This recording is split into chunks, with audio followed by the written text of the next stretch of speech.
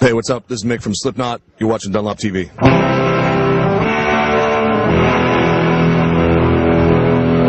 Ladies and germs, this is your buddy Brian Kehoe from DunlopTV, hanging out with Mick Thomson from Slipknot. You want to run us through your rig here? Sure. Basically, everything comes in through my wireless inputs, outputs, straight into my fucking Rivera heads. And what are those 6L600 watt heads? Or? EL34. Oh. Yep, EL34, 118 watts. Holy smokes. You got some goodies here. I'm kind of interested about this rack mount right there. Do you use it a lot?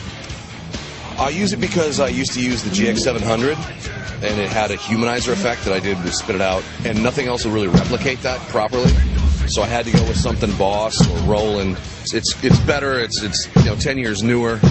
It's sonically a little cleaner. Has the same effects in it, but I want my rhythm sound to be big and real, with real tube fucking distortion. But for effects, like it's nice to fuck things up. So that's why I use that. Now, because you guys are so fucking crazy out on stage, does your man back here have to use your wah? Or do No, I do it, but the reason I love the rack wah is because I don't have to have my signal compromised. I don't have to run my signal to the front of the stage, but have it run back. When you got fucking retarded clowns and shit running around with pipes and stuff in their hands, I can't trust them. So if the worst thing that happens is that my lead that runs out there to what is effectively just a voltage controller for my rack, if that gets fucked up, well, that gets fucked up.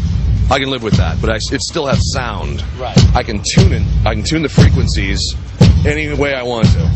So it's any wah that ever existed ever, and then some. You can get really nutty with it if you want to. Sometimes I'll use it even just as like a treble booster, like at the beginning of Psychosocial. I kick it on, and then my filtering it knocks out, especially tuned down to A, it allows it to cut. It just knocks out all that bottom and mid, and it just puts that right there. Sometimes I'll even turn it on but keep it rolled back pretty far, just to give a fat, really woofy kind of tone for certain parts. And I don't do that really on the records, but I'll do it live just so, you gotta fuck things up sometimes. What else you got, kind of goodies you got going on? The Boss NS2 is, I've used a bunch of other things.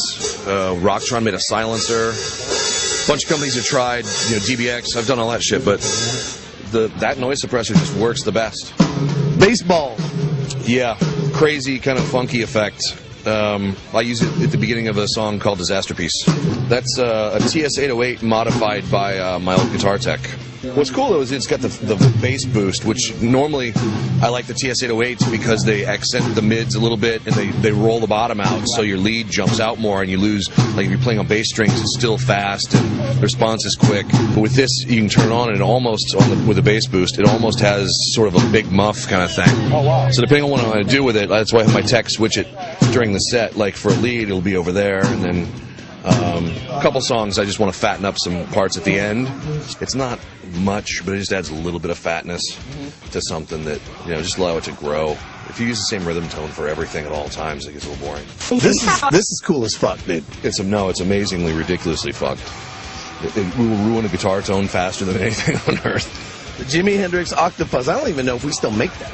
I have no idea. I got it a bunch of years ago, and it works perfect for fucking up your tone. I mean, the greatest guitar tone on earth gets tiring after a while. You need to change things up a little bit. So that's what, throw that on sometimes. Sometimes again at the end of a song, but I use it at the beginning of the song Duality. That's how it sounds like, a broken guitar. Tell us about this one. Carbon Copy, I love it. Usually I like my sounds to fuck things up, but I love the way this sounds. It's clean, but the repeats are dirty. It's not pristine clean like a digital delay would be. Right. And I've played some digital delays too where they simulate the tape, but it doesn't really do it very well. This one does it really well. How do you set your mod on there? Is it pretty wide or is it pretty subtle? Actually, I didn't even change the pots. Yeah, you can open them up and change the way the modulation actually works if you want to. This is actually factory setting because you guys did a good job with it. All right, this brings me to my next question to you. The last time we saw you, you had this whole dissertation about this pick that we've been working with that we made for you, which is the Carbon Fiber Max Grip Jazz 3. Go. I got a bag of them. For years I've been cutting them to put grip into them. And that's the regular nylon Jazz 3. Regular standard issue black Jazz 3 that I've been using since I was like 13, 14 years old. I had this certain knife that I used. It was just dull enough that it would turn the edge up like I wanted it to. You know, but trying to cut with something else, like that's just not it. And I'd have to like work. And sometimes I'd have to do like, you know, a bunch more cuts just to get the same amount of bite than I would with this certain knife that I had. But so the grip that they worked out on this, after, you know, a couple different variations, this is just fucking amazing. It's every bit as good, if not better. It bites. It's just so like you don't ever have to go chasing after your pick. It doesn't start, you know, you're in the middle of like a fast passage or something and it starts rolling around on you. But originally I started doing it just for live. But then when I was in the studio and shit, I would find that I could just lock it in wherever I want it. I mean, wherever you set it, once you got enough grip, it actually stays. And you don't have to press as hard. You don't have to strangle it. No, exactly. You don't have to be pushing down on your pick as hard. It will stay in your fingers, and you can lighten that up. So you have less tension in your wrist, and your hand, and your forearm, which will help you increase your speed and your efficiency.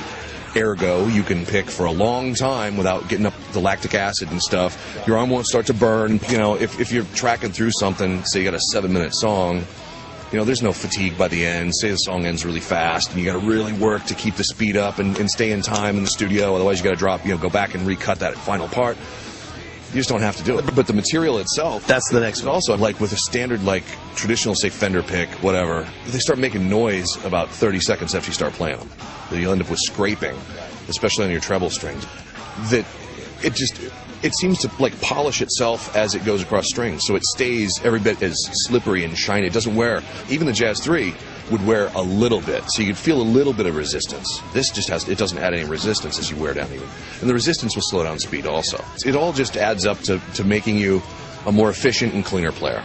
Let's wrap this up and just say thank you, Mick, for taking the time to explain all this about the pick and showing us your rack, and have a good rest of the tour. And this is your buddy Brian Keogh with Mick Thomson saying adios amigos. Yeah, yeah, yeah, yeah.